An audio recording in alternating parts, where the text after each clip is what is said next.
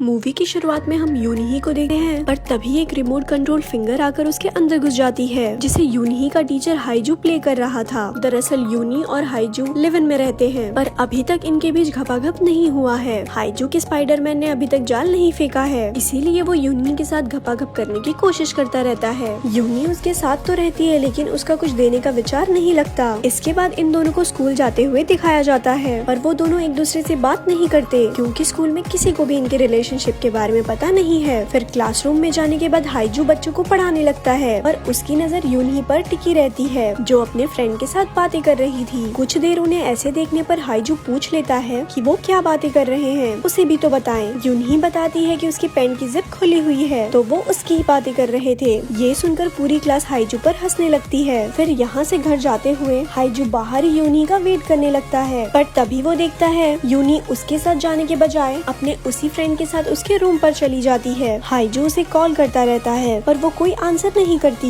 ये दोनों रूम पर रोमांटिक होकर पलंग तोड़ने ही वाले रहते हैं, पर तभी यूनही हाईजू का मैसेज देखती है, जिसमें लिखा हुआ था उसने उसे फ्रेंड के साथ कांड करते हुए देख लिया है, अब वो यहाँ नहीं रह सकती, अपना सामान लेकर यहाँ से चली जाए। ये पढ़ते ही यूनही घपाघप करे बिना ही भागते हुए हाईजू के घर आती है, और वहाँ रहने के लिए उससे रिक्वेस्ट करने लगती है। तो इतने प्यार से रिक्वेस्ट करते हुए देखकर बेचारा हाईजू पिघल जाता है और उसे वहाँ रहने के लिए अलाउ कर देता है। फिर अगले दिन जब हाईजू अपने टीचर फ्रेंड के साथ गप्पे मार रहा था, तो तब सिन्हाई नाम की एक सुंदर सी लड़की इनके स्कूल में टीचर की जॉब के लिए इंटरव्यू देने आती है। सभी टीचर सिन्हाई को देखकर बावले हुए जा रहे थे। हाईजू के मुंह से भी लार टपक रही थी, पर आज इंटरव्यू हाईजू ही लेने वाला था, तो वो कुछ नॉर्मल से क्वेश्चन पूछकर उसे सिलेक्ट कर लेता है। फिर स्कूल खत्म होने के बाद हम हाईजू और यूनही को घर पे देखते हैं। यूनही छोटे कपड़ों में लेटी हुई थी, तो उसे देखकर हाईजू मौके पर चौका लगाने का सोचता है, पर यूनही कुछ करने वाली नहीं थी, इसीलिए वो हाईजू को लात मारकर दूर फेंक देती है। इसीलिए बेचारे हाईजू को ऐसे ही सोना पड़ता है। पर अगले दिन वो स्कूल में जाने के बाद भी इसी बारे में सोचता रहता है, और इसी बीच सिन्हाई उसके पास आती है, जो उसके साथ प्यार करना चाहती थी। हाईजू पहले से ही रेडी था, तो ये लोग शुरू हो जाते हैं। पर कुछ देर बाद हाईजू को होश आता है, तो देखता है साला ये तो वो सपना देख रहा था, असल में ऐसा कुछ नहीं हुआ। फिर एक दिन हाईजू सिन्हाई के साथ बैठा हुआ था, तो सिन्हाई बताती है वो एक मॉडल बनना चाहती है, इसीलिए वो उसके कुछ अच्छे फोटोज निकाल दे।